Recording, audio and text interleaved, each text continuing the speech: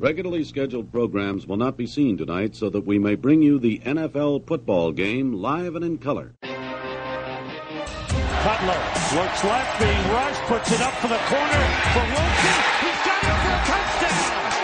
Picked off, intercepted. It's Rollins, untouched, all the way for the touchdown. Looking at the end zone, touchdown, Braxton Miller. Pressure coming, he gets rid of it. That's intercepted. Robert Alford. It's going to be a victory for the Falcons. Wildcat picked the bottom screen. It's Bell.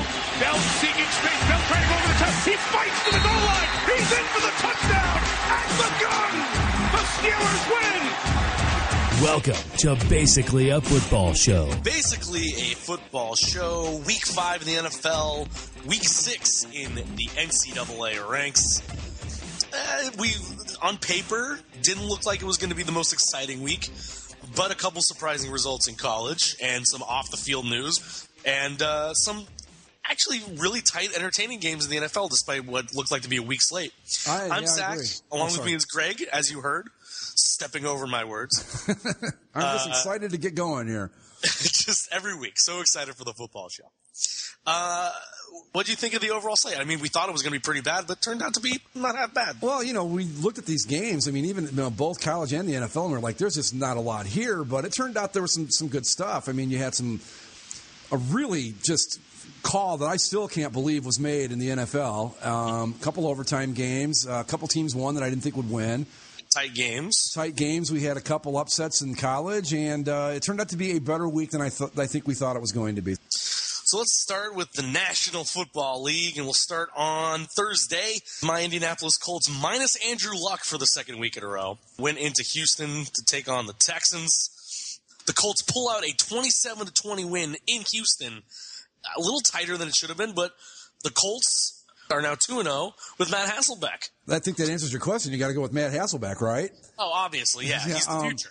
Going into this game, I didn't like the Colts' chances in this because Hasselbeck for a second week, you got the Texans at home. And there was talk that, Hasselbeck was in the hospital for a sickness on Tuesday night. Tuesday night, he was in the hospital till like 2 a.m. in the morning. So there was even thought that he wouldn't even start and had to beat Josh Johnson. So I was really just ready to kind of kick this game to the side and not even think about it. It's a very good win for the Colts. But I think you're going to see who they really are when they play the Patriots next week. Oh, yeah. That's going to be a little bit of a tougher test for them. The Texans, I think, would be a lot better off if they had an actual quarterback that could play for them, and they just don't have that, and we see the results. Do you think that who do you think they should stick with going forward, Mallett or Hoyer? If it were me, probably Mallett. Mm-hmm. Just because he's always had that potential, and you never know when the light might go on. I've seen enough of Hoyer to know that he will have flashes of competence, and then he'll just do something so remarkably stupid that it'll cost you a football game. In a perfect world, I wouldn't want either one of them as my option. This Texans team doesn't look right at all. They're 1-4 right now. They might pick up a couple wins just because of the AFC South, but I don't know how many games this team's going to win this year. They're not going to be good, and they're not even going to be – we thought they would be – potentially 8-8, 9-7 if everything went their way. I think that's out the window now. That doesn't happen at all for these guys. Let's move over to Sunday, and we'll start with Bears-Chiefs. What a great game this was. Well, I shouldn't say great, but fun. It was a fun game. Jay Cutler leads back-to-back wins for the Bears after coming back from injury with an 18-17 win. Not the prettiest scoreline, and not the prettiest result for the Chiefs either, who now fall to 1-4.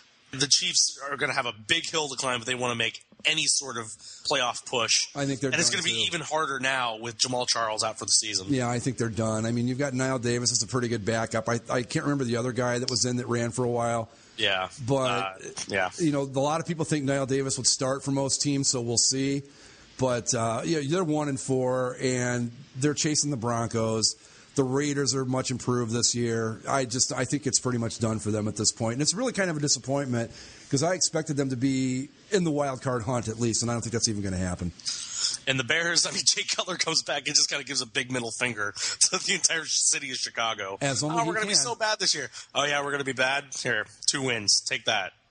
2 comeback wins at that. If we had said back at the beginning of the season, in Week 5, who would have the better record, the Bears or the Chiefs? We're saying Chiefs all day long. Sure. So the Chiefs have been a disappointment. The Bears, they're capable. I don't know. Maybe they don't win more than 4 or 5, 6 games, but you can't mark it as a W on your schedule the minute you see it. 3 overtime games in the early slate on Sunday in Cincinnati. The Seahawks looking to redeem themselves, kind of establish that they're not a team that we can just throw dirt on, that they're still an elite team in the league. They're up 21 points in the fourth quarter. They're up 17 points. Up 17 points. Up 17 points going into the fourth quarter. And Andy Dalton and the Bengals storm back late. 17 points in the fourth to tie this thing, to go to overtime. Into the overtime, couple back and forths. Bengals end up with the ball. Mike Nugent drills the game-winning field goal for a 27-24 win. Bengals are 5-0, and the Seahawks fall to 2-3, 0-3 on the road this season. I got to think at this point, I'm ready to say the Bengals are legit. Yeah. I think they're a good team because, again, just like last week, this is a game where the Bengals that we know and love from the past would have lost this game. They never come back from 17 down. They would have packed it in and just went home. Yeah, exactly. We'll come back and get them next week. We'll still be 4-1. We'll come back next week. Not this time. They roar back 17 points in the fourth quarter, win the game in overtime. I think they're legit. And the Seahawks, the offense finally looked like it had a pulse this week. But I don't know. I mean, they're 2-3. I don't know if I'm ready to bury them just yet, but I do not think they are the threat they have been the past 2 seasons this year. No, they're already 2 games back in the division race. Jimmy Graham is still nowhere to be found. He does not fit on that team. The Bengals just really impressed me with that comeback effort. Yeah. I think that they're I don't know if they're different. I think they're still as talented as they have been, but they have a different mindset about them, which is good for them going forward. Well, I read something interesting about the Bengals that I hadn't thought of. I actually looked at it in a Sports Illustrated NFL preview I hadn't bothered to read yet. And I read that 12 of their key players are free agents this season. So maybe that's the difference. These guys are all playing for new contracts, so maybe they're concentrating a little more, working a little bit harder. Maybe we're seeing the results of that. Another team that was looking to go 5-0 also played in overtime. The Atlanta Falcons hosting Washington. Insane fourth quarter by both these teams. 12 points by Washington, 13 points by the Falcons. They tie it at 19 to go into overtime. And on Washington's first drive, Kirk Cousins make a pass to the outside. The Falcons jump on it, return it for the pick six, 60 yards. And the Falcons win 25-19. They are 5-0. How about them Falcons? I like them. I liked them at the beginning of the season, and I still do. That coaching change was the best thing that could have happened to this team. Dan Quinn has done a fantastic job with these guys. I mean, an interception in overtime, you can't say that's like a comeback win or whatever, but they made the play. I want to give some credit to Washington, though. Kirk Cousins doing a nice job leading a drive to get the game tied with the touchdown pass to Pierre Garçon. And I think we thought they were going to be an abysmal, horrible team. And I don't think they're quite as bad as we thought they were. I still don't think they're anything near a playoff contender, but I just think that maybe they're a little bit better than we give them credit for. I think the thing, too, for them is they've actually had since the season's finally got underway and started, they've had a relatively quiet, off-the-field situation. Yeah, and that helps. RG3 isn't really hanging over the team like a cloud anymore. They could get to maybe 6 or 7 wins, maybe. That's what I'm saying. I don't think they're 2-14 as much as I did, say, at the start of the season. The other overtime game, your Cleveland Browns, Greg. Not my Browns anymore. Josh McCown with a Cleveland Brown record, 457 passing yards, as the Browns win 33-30 to take down the Ravens. We're now 1-4.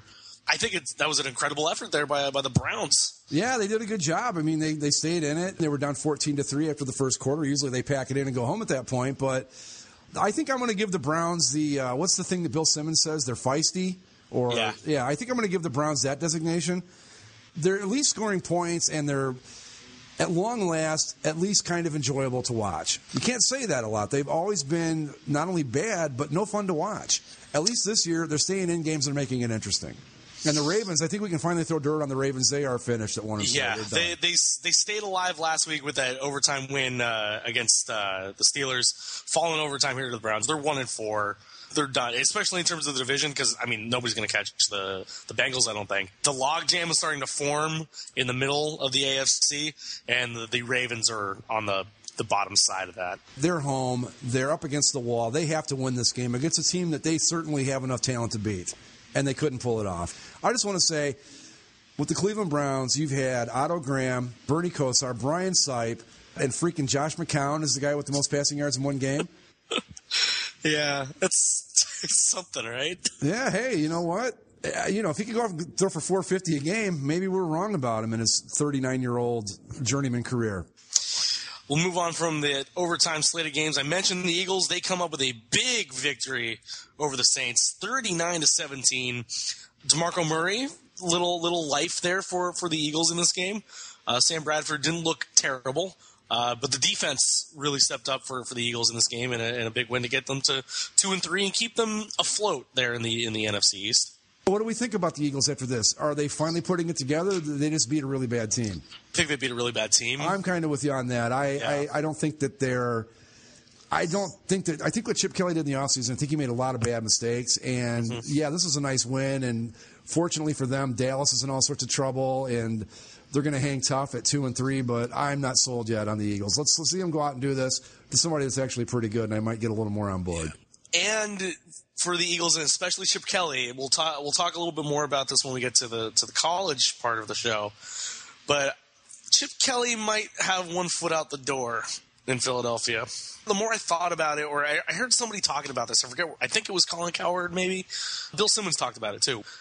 The way they described it was, in the pro game, you get players and they sign contracts and you're stuck with them for a while. These are the guys you have. And you saw what Chip Kelly tried to adjust to that in the offseason by trying to shuttle guys in and out and try to get guys for his system. Well, that works in college. You can get a new crop of guys, new guys that fit your system in college all the time. In the pros, that doesn't necessarily work. Sam Bradford is your quarterback. You're not going to get a freshman recruit that's going to beat him out. Right. You can't, like when he was at Oregon, you can't go, okay, after Marcus Mariota leaves, or whoever it was when he was still there, after this guy leaves, I've got another one waiting in the wings. It doesn't work like that in the NFL. He's not going to be the first college coach, especially one that came from I hate to use the word gimmicky, but that's the only word I can come up with. A system. A system. He's not the first college coach to come to the NFL and fall flat on his face with it. I won't say he fell flat on his face, but I think it just doesn't work. It just doesn't work. We've seen them as good as they're going to be, and it's not going to be enough because the Wildcat was all the rage for about 3 weeks. The defense has adjusted to it, and bang, it's not the rage anymore. Way back in the day, it was the run and shoot they picked up from Mouse Davis and the Houston Gamblers of the old USFL, and they're like, this is going to be the new rage in the NFL, and it lasted, a little while. A couple teams had moderate success with it. Defense has figured it out, and it's gone now. I mean, and I think that he's just he's a guy that's going to be a great college coach, but unless he learns how to work with the personnel he has as opposed to trying to find personnel to fit a system, he's never going to be very successful. In the NFL, the offenses, there are variations to an extent, but everybody generally plays the same stuff. There's only 2 or 3 defenses, and it all comes about how you can give them different looks, but you're running the same plays kind of over and over. Right. And it's just how you get in and out of those looks and try to deceive the other team in a way to run what you're trying to run. It's more about the talent you have. The coaching matters to a certain degree, but it's the talent and how that talent performs on the field. Yeah, I agree. Moving on, Bills-Titans. I think the Bills have regressed a little bit. I don't know if the Bills are as good as we maybe thought they were after they beat the Colts, because really you look at the way the Colts are playing, and maybe that game's not as impressive. And the Titans have showed a little fight. Marcus Mariota is probably the better of the 2 first-round quarterbacks so far. But the Bills, they pull this one out late with a 14-13 win, another close game on Sunday, and the Bills move to 3-2. Titans fall to 1-3. Are they regressing? I don't know. I mean, they're 3-2. They haven't looked terribly impressive. I should say this. They haven't looked impressive as much as they've looked like a team that's just barely an 8-8 team, and I think that might be a problem for them. You look at like their impressive wins against the Colts, against the Dolphins. Not at all impressive now. Impressive. And they lose to the Patriots, and we were kind of impressed that they made that comeback late, but they were still down like 21 points in the fourth quarter. Right. To the Patriots, and then lost to the Giants, where they lose by 14 at home. And I think the Giants are starting to round it into form too, and we'll talk about that in a second. But the Bills, they're still going to be in that wild card race, but I don't know how much that's going to mean in the long run. I think as we play out the season more and more, it's the Patriots and the Bengals, and even the Broncos. The Broncos are 5-0, but a tenuous 5-0. It's the AFC is not good, really. From no, and I think the Bills have gone from what we thought would be a team that was firmly entrenched in the wild card race to a team that's going to have to really battle just to get into the conversation. Not quite what we thought they were, but it's still early yet. But they have shown some remarkable inconsistency up to this point. Let's go up to Green Bay and your Packers. They get a pretty easy victory. I don't want to say easy, but they were in control the whole time in a 24-10 win. The story here, though, Aaron Rodgers is human. Throws his first interception at home since 2012, and the Packers win 24-10 over the Rams. Are you concerned with Aaron Rodgers, Greg? He had 2 interceptions, didn't he? Yes, he did. And no, I'm not at all concerned about Aaron Rodgers. I'm glad it's over, to be honest. The nice thing about it is it keeps people from talking about it now. And I doubt there was any pressure in his head. But if there was, it's gone now, and he can concentrate on not worrying about, I don't want to lose my interception streak or whatever. And they stayed in control pretty well throughout a game against a pretty good Rams defense. So 5-0, I'll take it. And the Rams, Todd Gurley, another nice day for them. 30 carries for 159 yards. I think he's the real deal. Something to build around when they make the move to Los Angeles. Get my LA Rams Todd Gurley jersey. It'll look great in blue and white. Yeah. I should say white and blue because it's going to be they're going to go all white at home. So, all right. To finish out the early games, an all Florida battle, an all not good Florida battle. The Jaguars and Bucks duked it out with the Jameis Winston pulling out his second career victory, 38-31 over the Jaguars. The thing that surprised me about this game, and maybe it did with you too, is how high scoring it was. Yes. Other than that, I don't think any result would have surprised me no matter who won. But the fact that they put up 69 points between them is what kind of floored me. I think everybody knows this game was, of course, going to be the number one worst-looking game on my worst list this week. Yes. But I tell you what, and I said this when I posted it, if the Jaguars had a normal helmet, I would love the look they had on Sunday against the Bucs. I think it's a great-looking uniform, but that helmet just ruins it. The uniform's fine, and we've all universally agreed that the helmet is the worst part of that whole thing. Oh, it's just stupid beyond words. But yeah. That's all I got to say about that game, really. Beyond being ugly, the reasoning is stupid, of course. Yeah. Leaping out of the shadows, except he's jumping into the black part. He's a mentally challenged Jaguar. Move on to the late afternoon slate. The Arizona Cardinals with a pretty thorough, easy victory over the Detroit Lions, 42-17. 0-5 are the Lions. Matt Stafford got benched partway through this game for Dan Orlovsky. Dan, I led the Lions to 0-16 Orlovsky. It's just amazing how fast a team could fall in the NFL sometimes. Well, the thing is, too, is that this is the same team that played Seattle really tough last week and is one punched ball away from winning that game. We knew the Lions weren't going to be a playoff contender this year, but did we think they'd be 0-5 at this point? No. I thought they'd be a little bit better than this, but they are just not a good football team. On the other side of the field, though, the Cardinals bounced back from their loss last week to the Rams, and they look better. They're still very, very good class of that division right now. I really like this Cardinal team. Do you think they're the best team in the NFC right now? I think the Packers are still better. You put the Packers in Arizona or on a neutral site, I'm taking the Cardinals in that game every single time. If they have to play in Lambeau, it's a different story. But this Cardinals team, if I had to sit down and pick one right now, the Cardinals are going to get the nod just by a little bit over the Packers. Just a better defense, I think, and more consistent. The Pack's not going to go out and put 42 points up on the road like this. They'll get their chance. In Week 16, the Pack travels to Arizona. That could be a huge game for playoff home field. That could be a very good game. Yeah, Week 16 in Glendale, the Giant Toaster. Elsewhere, the Patriots made quick work of the Cowboys, 30-6. Again, this was a game that was looking good on the schedule when we were looking at the start of the season, even a couple weeks ago. But with all the injuries, offensively and defensively, as Sean Lee is out too for them, the Cowboys are just a shell until they can get everybody back. They are making the move to Matt Castle next week. Probably the best move. Whedon didn't look anywhere close to being a competent NFL quarterback. Not that he ever has, but I guess the argument I would make with Brandon Whedon is if he wasn't good enough to play for the Cleveland Browns, I mean, how good do you think this guy is going to be? The final afternoon game, the Broncos and the Raiders, and this was a tight game until very late. It was also a matchup between Peyton Manning and Charles Woodson. who they came into the league in the same year, both drafted 18 years ago. And Charles Woodson had never intercepted Peyton Manning in his 18-year career. Intercepted him twice on Sunday. No touchdown passes for Peyton Manning again this game, as the Broncos pull one out late, foiling a late Raider comeback, 16-10.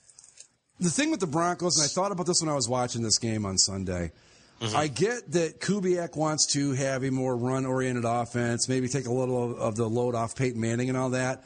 That's all well and good, but you got to have guys that can run the ball. These aren't the Mike Shanahan Broncos where he could throw anybody in there. No. Tatum Bell, you remember him? Yeah, he was a 1,000-yard rusher. Yeah, and they had all those guys that you'd never heard of that would rush for 1,000 yards because they had that incredible offensive line. That's not this team. So, but the Broncos defense is I think, the real deal, and they're going to be fine. But, man, Marcus Ware out 2 weeks for the Broncos defense, by the way. The Raiders playing competitive, but just can't seem to get it done. The other thing with this Raiders team that I continue to love, the Amari Cooper-Derek Carr connection, you know what they're calling that in Oakland? AC/DC. And, of course, it makes sense because the Raiders, every week, they play back in black. So, to the Sunday night game, a game that was much more competitive than I think anybody thought it was going to be. 49ers and the Giants. 49ers trying to get anything out of the season. And they made a nice push there. But the Giants, instead of blowing another fourth quarter lead, they pull it out late in the fourth quarter for a 30-27 win. I didn't get to see a whole lot of this game. What did you think of the Giants in this game, Greg? I thought it was really, the comeback they made was nice. Eli did a nice job leading the drive. It was a hell of a catch. I can't remember the guy's name that made the touchdown catch in the end zone. 49ers, I mean, geez, even when things are going right for them, they still can't get anything to go right for them. They're just not a good football team. But I think the Giants right now, you got to put them in the driver's seat in the NFC East, right? Yeah, I mean, Eli, 41-54, 441 with 3 TDs. And we talk about their 2 losses on the season are tight games to the Cowboys when the Cowboys were good, and to the Falcons, who are 5-0. The offense is still touch and go. The defense, I don't know exactly what to kind of nail down with this Giants team. The defense has improved. Nice. The defense has improved. They have weapons on offense. When it's clicking, it works well. I think everybody got a little bit nervous because I think Odell Beckham Jr. I don't know exactly what happened to him in the game, but there was a point where he wasn't even on the field, and Eli was basically throwing the ball to Shane Vereen a lot because that was just the guy he had the most faith in. But the Giants, without Odell Beckham Jr., I should add, got the job done. So I think they're because the Cowboys are in trouble. I mean, you're going to go to Matt Castle, but they could be buried by the time Romo comes back. They're taking advantage of the opportunity. Exactly. That's for sure. And we'll move on to Monday Night Football, a tight game, exciting game, solved in the last seconds, 0 seconds, in fact. What a game. Chargers lead 7-3 at halftime, and then each team exchanged touchdowns in the fourth quarter. And the Steelers down, driving. They're at the, 2-yard line. Time is ticking. They decide to go for it, hand the ball off to Le'Veon Bell, runs to the left, is starting to get taken down, extends the ball over the goal line, and the Steelers, with zeros on the clock, get a very, very close touchdown to win this game 24-20. What did you think of the call to go for it there, Greg? It was the dumbest call I've ever seen. I can't believe they did that. 10 seconds left even? Okay, fine, sure, you got enough time to, if the play doesn't work, you call the timeout. They had 5 seconds left when they did that. The grace of God is what got them that game, because that was just a boneheaded call by Mike Tomlin. I can't believe they did it. It worked out for him, but it doesn't make it a good call. Ballsy call, and it works out. Steelers go to 3-2, stay 2 games behind the Bengals, and stay on top of the middle of the AFC pack right now. What did you think of the call? It's ballsy. Okay. It's definitely ballsy. I thought it was idiotic, would be my description of it. Well, what do you want him to do? Kick the field goal and go to overtime.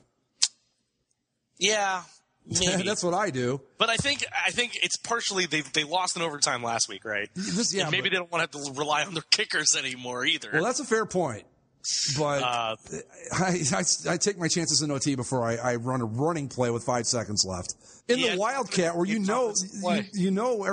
wasn't even like Vic was out there. It was Le'Veon Bell lined up in the quarterback position, taking the snap. You know exactly what's coming. Good for them. They got the win, but I thought it was just a ridiculously dumb call by Mike Tomlin. But it worked out. It worked out, yeah. That's the week in the NFL. Let's move back to school. take you to the books, college.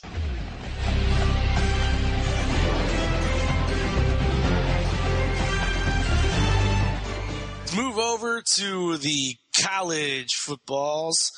We'll start with the number one team in the country last week, your Ohio State Buckeyes. A little bit more on track this week, you'd say, with a 49-28 win over the Maryland Terrapins. Exactly. Nice to see Braxton Miller get involved in things again. Nice, easy win. Nobody's complaining about much today, and that's kind of the way you want it. And I don't know if he was – I can't remember exactly if he was fired or resigned or a little bit of both, but Randy Edsall out as the head coach of Maryland after this game.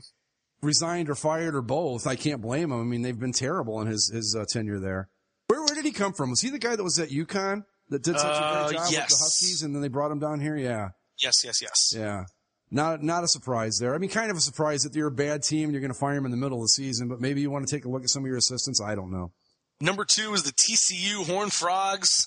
And, we talked all throughout the season that Kansas State should be a little bit better, maybe challenging some teams. They challenged TCU in this game. TCU charged back with a 21-point fourth quarter to win this game by just 7 points, 52-45, another Big 12 shootout. TCU pulls this one out over Kansas State.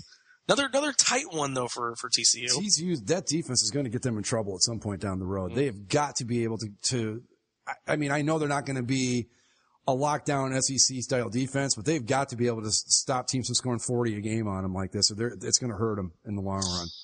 TCU with the win, because it was close, they dropped down to number 3. Only receiving 3 first-place votes. It's strange when you look at the first-place votes from week to week.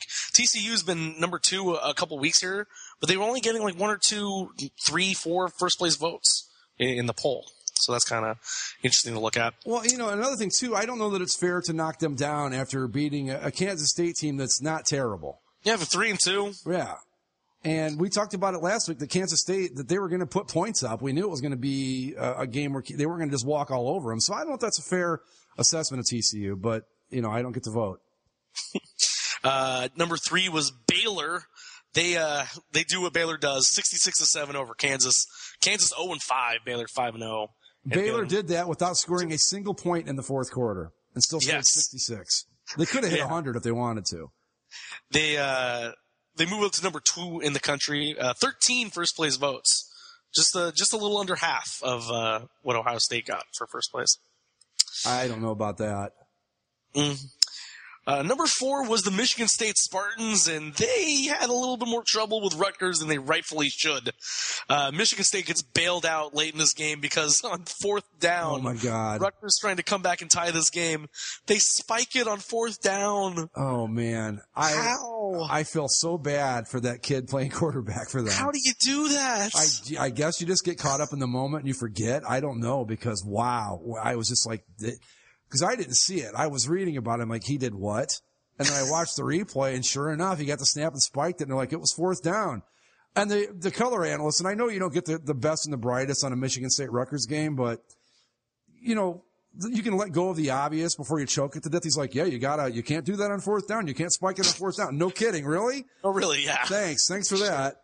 But yeah, it was, wow. I mean, who knows what they would have done? I mean, they only had like 1 play left anyway, but still, Michigan State should not have had this much trouble with the Rutgers Scarlet Knights. Just come on. And the voters agreed. They dropped from 4 to 7 in the poll this week. Moving on down. Number 5 was the Utah Utes. I like this Utes team a lot. Yes, and they were hosting the number 23 Cal Golden Bears. Cal had come on lately. They were scoring a ton of points. Jared Goff, the quarterback, is going to be one of the top prospects in the draft this year when it comes to quarterback. The Utes forced Goff into 5 interceptions, hold the Cal Golden Bears is just 24 points, and Utah scores 30. They win 30-24. They're 5-0. They move up to number 4 in the poll, 16 first-place votes. Utah's for real. They are for real. I was just going to ask you, do you think they are the best team in the Pac-12 right now? Yes. It's either them or Stanford. I don't believe they play each other, though. Oh, that's a shame, because that would be a hell of a game. If things go the way they're going, then they're going to play each other in the Pac-12 title game. That'll be a hell of a game, too. But, yeah, this team's legit, man. I mean, that defense is good, and they're winning games. And, I don't know if I'd want any part of them from anybody else at this point because they are good. And they've adjusted, and now they've become a legitimate Pac-12 team. Yeah, they play defense. Obviously, like I said, the 5 interceptions of Goff, and they run the hell out of the football. Devontae Booker, 34 carries, 222 yards. If you haven't seen a Utah game yet, you're missing out on this guy because he is a real running back talent. I like him a lot. Yeah, this is a good team, and they're going to be a handful for anybody that plays them. And I would love to see a collision course between them and Stanford. That would be really something to see, I think. Two big physical football teams. Right, exactly. Yeah. It would be nice. That'd be a fun game. In college football to see a game that's not going to end up being 78-74 or whatever. Right. Move on to number 6 was the Clemson Tigers. Throughout the week, their head coach Dabo Swinney, and even after the game last week against Notre Dame, they were trying to. They really are starting to stifle up at the use of the word Clemsoning. And we, going into this week, we said, they're playing Georgia Tech. Prime example of Clemsoning ready to happen. But Clemson, they made good on their promise of not Clemson.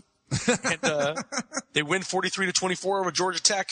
I don't know if Clemson's for real yet, but a good effort by them to not falter and go back into their old ways. Well, they really could have because they beat Notre Dame last week, and if there was ever a chance for them to come out and play a bad game, I won't say Clemson, even though that's what it is, that this was the example of it. I even picked Tech to win this game, so good for the Tigers, and they just got to keep winning games. I mean, that's how you lose the reputation. Simple as that. Yep. And, I mean, right now you got to think that they're the favorite in the ACC. Absolutely. And if they finish undefeated, there's no reason to not put them in the poll or in the playoff. Right. Especially with them being number 5 right now. Who knows where they are when they come out with the playoff rankings, but in the AP poll, the only gauge that we can really have at this point, they're 5. So they get one first place vote too. I'd like to see if that guy is from Clemson, South Carolina. I would bet you a couple bucks that he probably is. Yeah. Because I don't know anybody else from across the country that's watching this team and going, yeah, they're the best team in the country. Yeah. They're fine. I don't know if they're. I like Clemson. I would love to see them do well, but I can't trust them. I mean, I've got good reason for that. Yep. Number 7 was the LSU Tigers, who hosted the South Carolina Gamecocks for a road game for LSU. This game was supposed to be played in South Carolina, but due to all the devastating floods out there in South Carolina, they moved the game to Baton Rouge and Louisiana State. What am I saying? LSU. Who calls them Louisiana State? Well, you do now. Apparently. They wore the purple jerseys. They tried to make it as much of a road game as possible for them. And their white helmets, which I actually like a lot. Yeah, they're interesting. But the home cooking doesn't do anything for South Carolina. LSU continues, Fournette, again, continues to rush hard. LSU wins 45-24. LSU moves up to number 6 in the country. And regarding South Carolina, the big news for them after this game and today, Steve Spurrier resigned mid-season. Everyone was saying that he was retiring. In his press conference, he made sure to say he's not retiring. He might, go coach a high school team or something. Oh God, could you imagine? but he is resigning from South Carolina. What do you think of the old ball coach? I don't know what the reasoning is behind this. I don't like it. I get it, I guess, because his team's not very good this year. But come on, if you're going to be there for the good times, you've got 6 games to go. You can hang on for 6 more weeks. Come on. So I don't like think that there's something else going on. You almost do, yeah. I mean, there's more to this story. I heard Dan Patrick say today that maybe it's just a matter of he wants to give some of his assistants a shot to get the job. Like he knew he was leaving at the end of the year anyway, so let these guys have a shot and maybe taking the job. I don't know, but it was odd. I was very surprised by it. I can say that. Yeah, definitely came out of left field. But great career, at least in the college ranks. I really want him to go coach a high school team. I think that would be awesome. I do. It would be interesting for sure. I just real quick on him. Dan Patrick said today that his best coaching job was at Duke. I think I agree with that. Sure. He made them a good team. You can get a half decent coach to take Florida talent and do well with it. Right.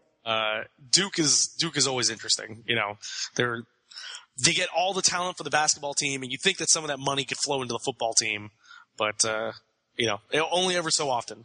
But we can talk about our Duke Blue Devils here in just a few minutes, though. Oh, good. Number 8 in the country was the Alabama Crimson Tide. They get a 27-14 win over Arkansas. Another solid performance by Alabama. They do what they do. But despite the win, they fall down 2 spots. Number 10. Do you think because they had a close game with Arkansas is the reason? It's not even that close. It was 27-14. That's kind of close for an Alabama home game. It was never in question. There's no doubt about it. But I'm just wondering if it was like the voters said, they only beat Alabama 27-14 and they dropped them down, which I think is idiotic. I think one of the teams that jumped them, I'm surprised. Well, 2 of the teams that jumped them, I'm surprised that jumped them at all. So let's hold off on that for just a second, though. Move on to who was the number 10 team in the country. The Oklahoma Sooners playing the Texas Longhorns in the Red River rivalry at the Texas State Fair.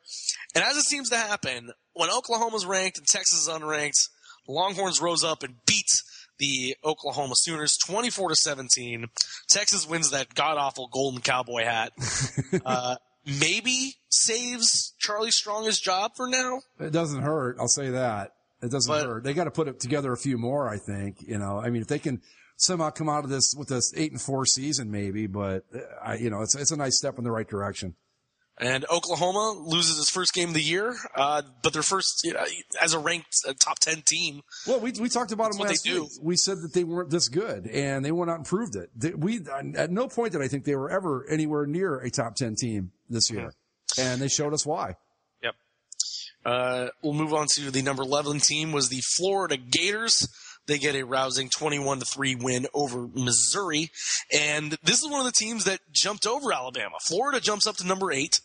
Just a 21-3 win over Missouri. I don't know if it's impressive enough to jump you over Alabama. I think it's partially because they're undefeated, but Yeah, they beat up, who they beat up really bad last week? Ole Miss. Ole Miss, yeah, that helped. And that brought them up to 11. Yeah. And then Texas A&M, who had a bye, gets a first-place vote and jumps into the number 9 spot over Alabama. And those 2 teams play this week in College Station, Alabama and Texas A&M. Well, that'll be a good game. Will be. This upcoming week in college is a choice week in college football. Yeah. We'll move on to the number 12 team in the country. Florida State, they're undefeated still. They get a 29-24 win over Miami. But again, a very, very unimpressive 5-0. Well, you said it last week that Miami was good enough to beat these guys, and they almost did. They almost did. Yeah. Yep. Not impressed by Florida State. Haven't been for 2 years now. No. Well, let's move on to who was the number 13 team in the country. The Northwestern Wildcats went into Ann Arbor to play the number 18 Michigan Wolverines. And for the 3rd straight week, 13 consecutive quarters, the Wolverines have not allowed a point. 38-0. Michigan shuts out Northwestern. What an effort over these last few weeks by this Michigan football team. They move up to number 12 in the country ahead of their meeting with number 7 Michigan State. Well, I got to say right now, you look at the 2 teams and the way they're playing, I like Michigan in this game. I know that State's won the last couple rounds of this rivalry, but 3 straight shutouts in today's college football day and age, you know how hard that is to do?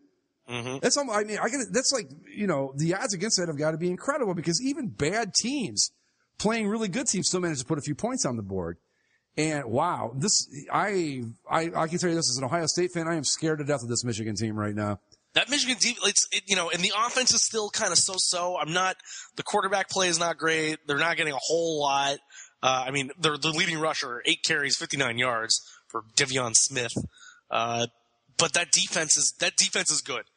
If anything, the defense is as good as any other defense in college football right now. Well, obviously 3 straight shutouts, the first time since the 80s anybody's done that. And the thing is that was their big issue over the past few years with Brady Hoke and before him Rich Rodriguez, is their defense just couldn't stop anybody.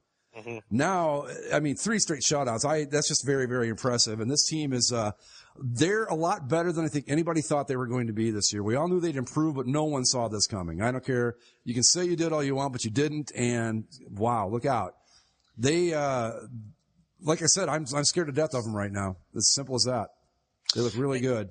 And again, just wait until John Harbaugh gets more talent in there. Right. For his own recruiting classes. Oh boy. Well, that's what I mean. I mean, looking at it right now, like if Michigan played Ohio State next week, I'd be like, man, this is going to be bad because Ohio State they finally put it together against Maryland, but the way they've been tripping over themselves and shooting themselves in the foot this season and the way Michigan, wow. I'm just very impressed by this. I did not expect them to be this good this quick. Number 14, Ole Miss. They bounced back after the big loss last week to Florida with a 52-3 win over New Mexico State. 0-5 New Mexico State. Right. SEC scheduling, man. But see, that's an example of what I was just talking about with how impressive Michigan's 3 straight shutouts are. Ole Miss, number 14 team in the country, the SEC playing lowly New Mexico State. New Mexico State still managed to put 3 points on the board in the first quarter, so you can't even write it off to late in the game, they're up big, and they do it on the third team, guys. No, this was against the first team defense they did this, so that's to give you an example of how impressive Michigan State pitching 3 straight shutouts is. There's a good example of it. Mm-hmm. And Michigan's shutouts, 2 ranked teams at the time, Northwestern and BYU. They're good. Ole Miss, by the way, they like I said, Michigan jumps up to 12. Ole Miss jumps up to 13. Number 15 is the Notre Dame Fighting Irish. Their traditional game with Navy, a 41-24 win for the Irish. They do what they do against Navy. It's Navy knocked them off a few years ago. I don't remember when it was. But Navy has won this game on occasion. Yeah, but that was who was the coach then? Wasn't that what's his name? Charlie Weiss. Charlie Weiss. Yeah, you're right. Didn't he lose to Toledo with Notre Dame too? I don't think Toledo's ever beaten Notre Dame. I think it'd be great if they had. Believe me, I'd remember that. So Notre Dame moves up to number 14. A couple teams had the week off, so we moved down to number 19. Georgia. They, a week after getting trounced by Alabama, they go into Tennessee. They lose Nick Chubb on a devastating knee injury. Did you see? I did, yes. His knee, it bent in all the wrong directions. Right. He's out for the year for Georgia. And Tennessee storms back late to win 38-31. And Georgia drops from the poll altogether with the loss. Well, I don't want to kick a team when they're down, especially with Chubb's injury, but this is what Georgia does. We called it a few weeks ago that they come in, they're ranked high, there's great expectations, and they always seem to fall short. I got to think at this point it's Mark Richt's last season in Georgia, right? It's got to be. It's got to be. Maybe give him the benefit of the doubt because of injuries, but... Nah. I don't think you can do that anymore. I mean, he's had some tremendous talent in his tenure there, and they can't seem to put it together. 2 years in a row, though, he loses a running back to injury. They lost Todd Gurley, who we talked about in the NFL, to a knee injury last year, and it's tough, But again, Georgia continues to lose these big games. You got to go in a different direction. I think so. Yeah, I mean, just because at this point. Yep. So skipping on down, number 21 was the Oklahoma State Cowboys. They win 33-26 over West Virginia. So they're not going to be a factor in anything, but good for you. Oklahoma State's 6-0 though. Yeah. You got to give them credit for that. Also undefeated, the Iowa Hawkeyes still with a 29-20 win over Illinois. Iowa's 6-0. They jump up to number 17 in the poll. Hey, they finally showed up. We liked them last year as a dark horse, make a nice run and have a good season. They didn't do it, but this year, here they are. Let the Hawkeyes go. Your Toledo Rockets with a 38-7 win over Kent State. Yes, sir. I want to know where those first place votes are, but okay. They jump up to number 22. Undefeated, still 5-0. But despite being 5-0, they get jumped by Boise State, who's 5-1. They get a win over Colorado State, 41-10. Well, you know why Boise State jumped them, don't you? Why is that? Because they're better than Toledo. Simple as that. Oh, come on, Greg. No, they believe really in are. your Rockets. I do believe in my Rockets. They're a very good MAC team. The team that we skipped in all these rankings, on Thursday night, USC hosted Washington, and USC looked terrible. As the Washington Huskies, who looked terrible in their uniforms. Oh, yeah. They managed to pull out a 17-12 win over the Trojans in the Coliseum. USC drops from the rankings. And on Monday, Steve Sarkisian was put on leave after more allegations of him just being drunk in meetings. I mean, it's not funny, but the players said that he was drunk in meetings. People accused him of being drunk on the sideline against Arizona State.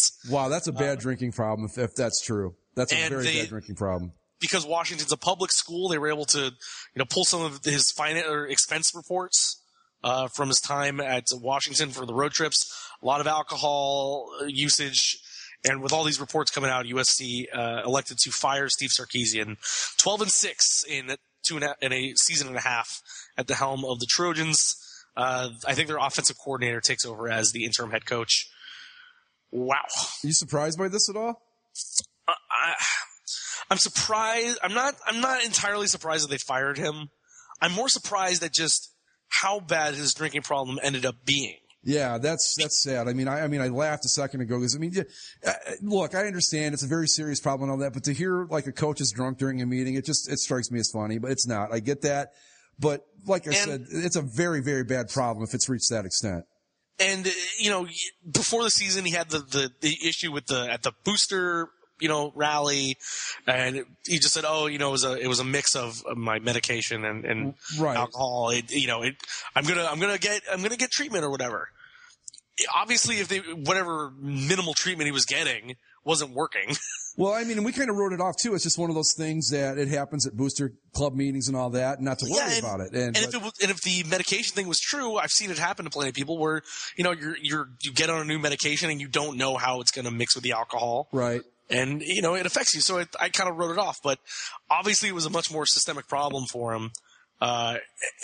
I think the thing that was hard for SC to do was putting him on leave after the game and saying, well, we're going to help him to get better. And then the next day when all these more and more reports come out and you have to end up firing a guy that you just put on a leave of absence to help him with his alcohol abuse. Yeah. And supposedly, he's I don't know if this is true or not.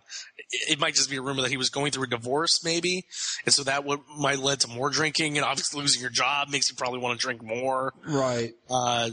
So I hope SC can help him in some way, but it's just kind of a sad story overall. But either way, whether he was drunk or not, whatever he was coaching the Trojans wasn't working.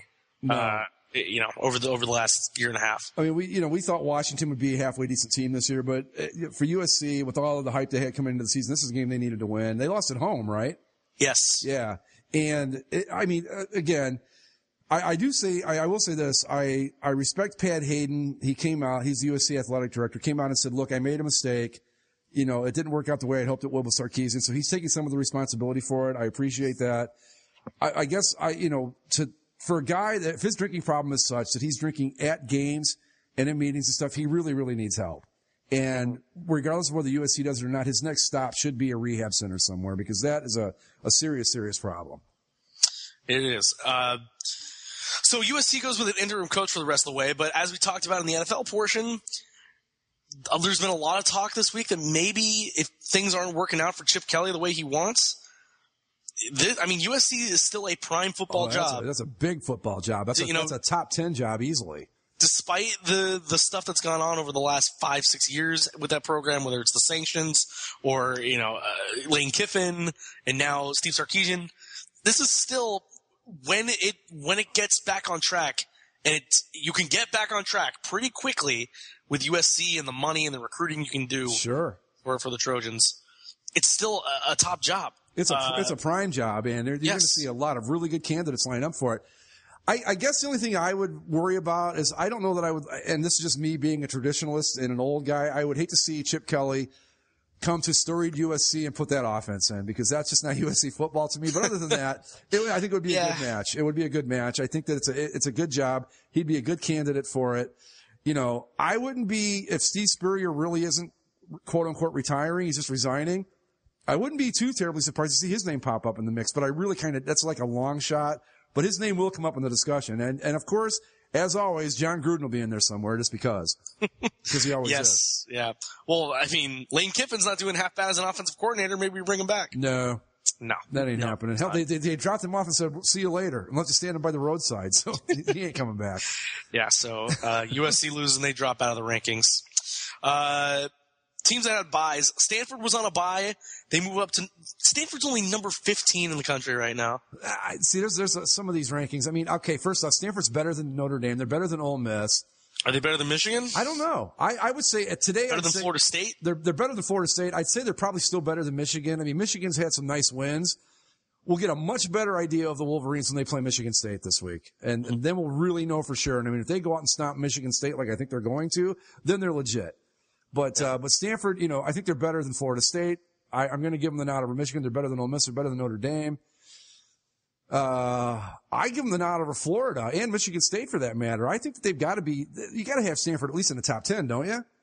I mean, I think so. I think the problem is there's too many undefeated teams in front of them. Yeah. And just the way college football works. When it all shakes out, I think Stanford's going to keep rolling here, I think. Their opponent this week is UCLA. UCLA moved up to number 18.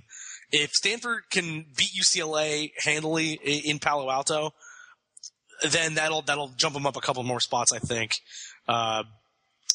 Also, staying where they are, Cal, despite losing to Utah, Cal stays at number 23, and I think that's fine. Cal was, still, they hung tight with Utah. They played a really more than 24 points, but they played a good game. They played a good game against a really, really good football team, so I'm not going to penalize them for that. Yep. Jumping into the rankings is the University of Houston. They're 5-0. They come in at number 24. And at number 25, 5-1, our other favorite team in college football, the Duke Blue Devils. The Duke Blue Devils, the official team of basically a football show. They're 5-1. I know. Look at them go. Let's see. Who is their coach right now? Because that guy, you got to give him some consideration for a bigger job, don't you? They put together, they had a 10-win season last year. I think they won 9 the year before that. They're 5-1 and ranked again. Come on. I'm trying to find. Let's give this guy a little love here. Let's go. I don't know what his coach's name is, but let's see. Oh, David Cutcliffe. Okay. Yeah, he's been their coach there for a long time. But let's look at Duke's schedule. Let's dream ahead for the Duke Blue Devils. At Virginia Tech, Miami, UNC, Pitt, UVA, and Wake. All winnable games, I think. Let's see. 10 wins is going to be tight for Duke. They might lose one of those games, but the only one I see them 9 wins is not without reason. I think every game left on their schedule is a winnable game. Yeah. Miami, maybe not. I don't know. I mean, Miami's always good enough to beat someone, but not that good. North Carolina, I don't know much about. Pitt, God, Pitt's not great. Virginia's not great. Wake's not great. Yeah, I mean, there's at least 4 wins in there. So they're going to get to 9. Could we get another 10-win season of the Duke Blue Devils? That would be awesome. I think. I mean, if not 9, it's a guaranteed 8, right? Guaranteed 8-win season, no matter what happens. I would. Well, and the good thing for Duke, they're in the other division. They're not in the same division as Florida State and Clemson, right? So they get the winner of that in the ACC title game, right? Yeah. And then you never know. You never know. I think Wouldn't it be great to have Clemson to Duke in the ACC title game? Oh, that'd be pretty fun. Let's move ahead to next week, and this is a solid college football week. Got some good stuff this is coming a up. real college football week this week. Thursday night, UCLA at Stanford, number 18 at number 15. Big game. That's a big game. I think Stanford has an easy time with that. Boise State, Utah State's not one to throw away either on Friday night. No. Saturday, number 17 Iowa at number 20 Northwestern.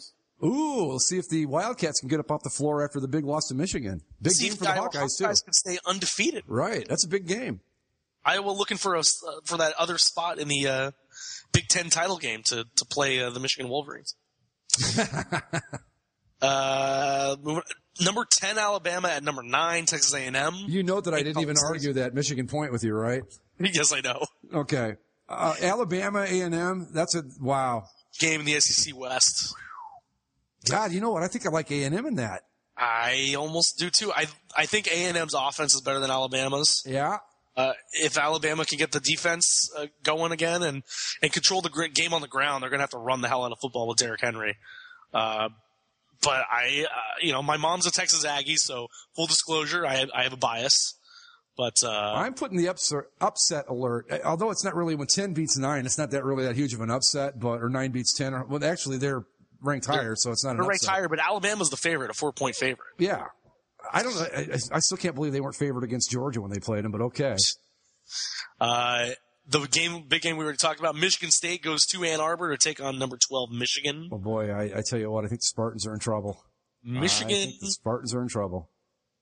Michigan's an 8.5-point favorite. Yeah, I'm not a bit surprised. Wow. Yeah. Michigan State hasn't looked that good this year. No, they haven't. They had that win against Oregon, but it doesn't mean anything now. Michigan's defense, I think it's important for Michigan State. They have to score early in this game. Yes. Because if they get into like the third quarter or the fourth quarter even without scoring a point, then the Michigan defense is going to start to get hungry. Yeah. They're going to want to make sure that nothing comes out of that Michigan Spartan. The only thing the Michigan Wolverines need to worry about is they have never experienced the flaming white supernova that is Jim Harbaugh.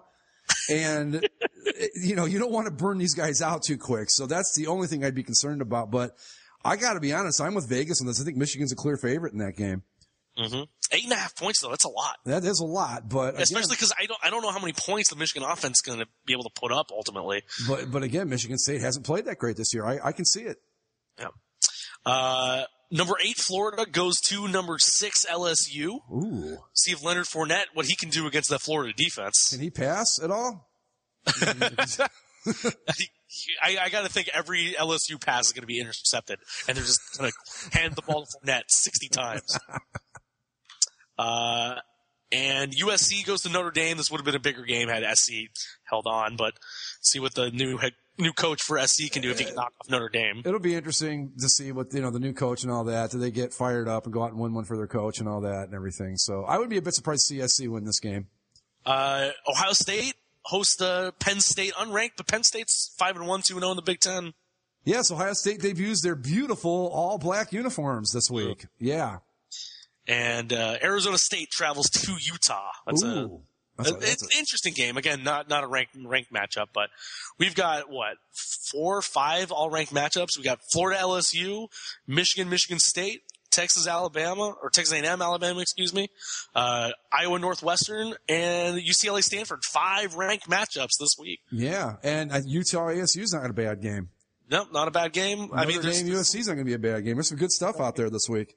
I almost even think, Boston College isn't good. They're 0-3 in the ACC. They're 3-3, but their defense is really, really good. Oh, they shut down Florida State earlier in the year. Mm-hmm. I think that the game they played this week against Wake Forest, I think was 3-0. Yeah. Yeah.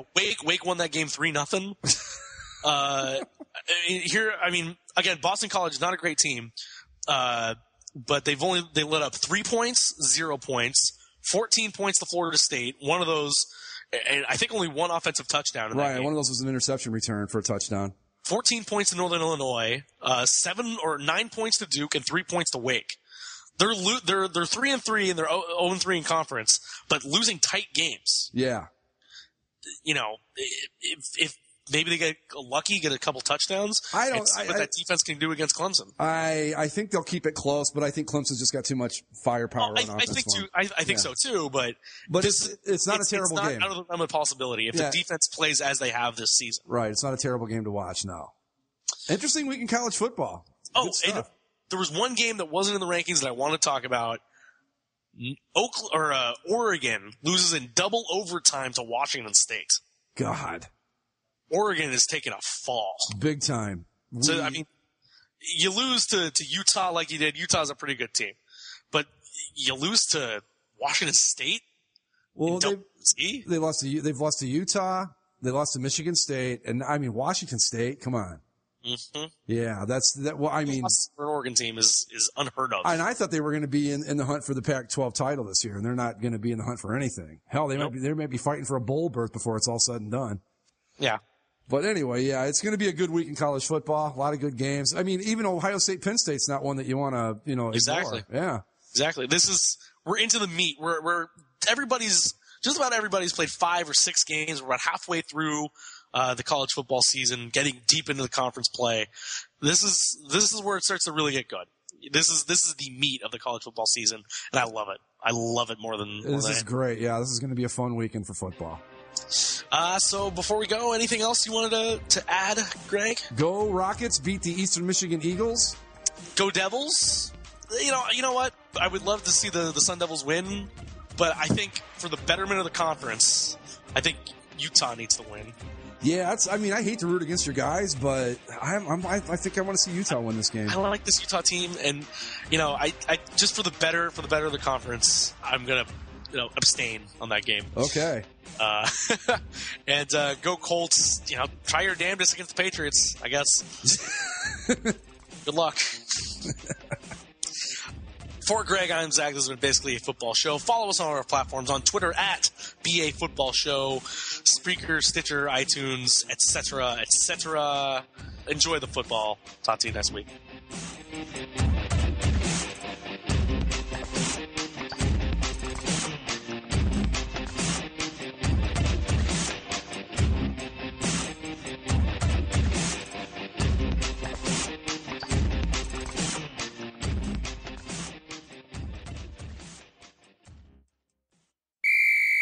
It was fiercely fought, but frightfully hard.